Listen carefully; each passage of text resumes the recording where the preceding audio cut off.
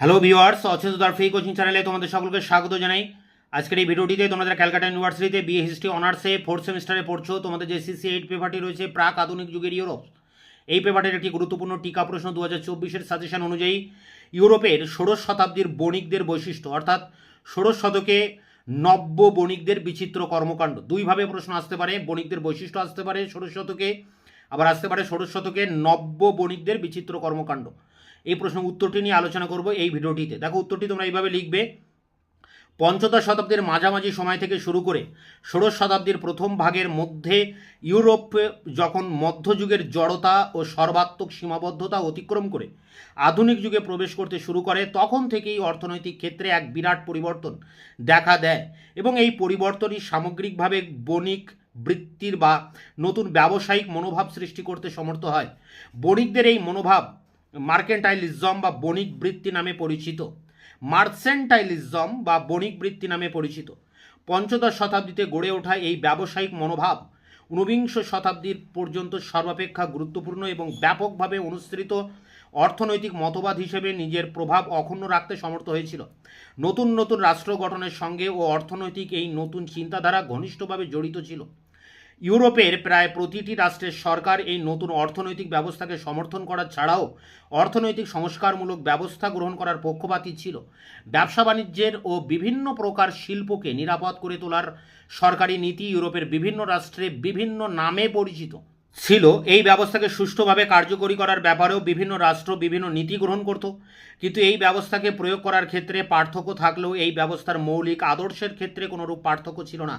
সাধারণত প্রতিটি রাষ্ট্রই নিজের স্বার্থের কথা চিন্তা করে সংরক্ষণমূলক বাণিজ্যিক নীতি গ্রহণ করত, যার ফলে স্বাভাবিকভাবেই বিভিন্ন রাষ্ট্রের দ্বারা অনুসৃত নীতির মধ্যে পার্থক্য দেখা দিত। প্যারা করে ব্যক্তিগত এবং সমষ্টিগত অর্থনৈতিক স্বার্থচিন্তা নতুন গড়ে ওঠা বণিক সম্প্রদায়কে নানাভাবে প্রভাবিত করে এবং তাদের সামগ্রিক প্রতিক্রিয়া হিসেবে বণিক বৃত্তির নতুন দর্শন সৃষ্টি হতে শুরু করে।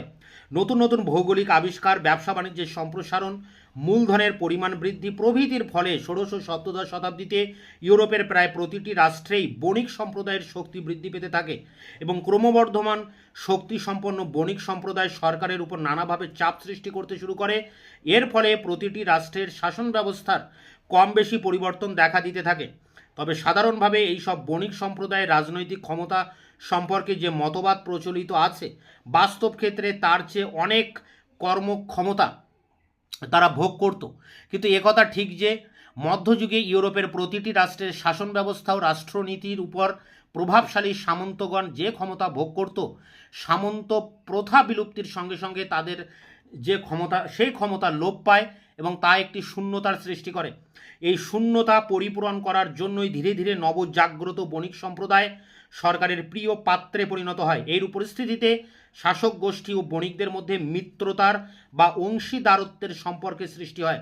তবে ইংল্যান্ডের শাসক গোষ্ঠী এবং বণিক সম্প্রদায়ের মধ্যে পুরোপুরি ভারসাম্য রক্ষা করে অংশীদারত্বের যে সম্পর্ক গড়ে উঠেছিল তা ইউরোপের অন্যান্য রাষ্ট্রের ক্ষেত্রে কিন্তু সম্ভব হয়নি। বিভিন্ন রাষ্ট্রের বণিক বৃত্তি বিভিন্ন রূপ লাভ করে। ইতালি ও নেদারল্যান্ডের ব্যক্তিগত প্রচেষ্টা ও লাভের প্রশ্ন অধিকতর গুরুত্ব লাভ করে। আবার ফ্রান্সের ব্যবসা বাণিজ্য ও শিল্পের উপর সরকারি নিয়ন্ত্রণ ও কর্তৃত্ব অধিকতর গুরুত্ব লাভ করে। তো এই ছিল ষোড়শ শতকের নববণিকদের বিচিত্র কর্মকাণ্ড। এটি সংগ্রহ করে তোমরা পরীক্ষার জন্য প্রস্তুতি নাও। তোমাদের এই পেপারটির অনেক প্রশ্ন উত্তর আমার চ্যানেলে ইতিমধ্যে আমি আপলোড করে দিয়েছি, তার লিঙ্ক দেওয়া থাকবে ভিডিও ডিসক্রিপশন বক্সে। এছাড়া যেসব প্রশ্ন উত্তর আমি এখনও দিতে পারিনি তার উত্তর খুব দ্রুত তোমাদের সামনে এনে হাজির করবো। ততক্ষণে তোমরা চ্যানেলকে সাবস্ক্রাইব করে রাখবে, বন্ধুদের কাছে শেয়ার করবে, নিজেদের মতামত জানাবে কমেন্ট সেকশনে এবং ভিডিওটি ভালো লাগলে অবশ্যই একটা লাইক দেবে।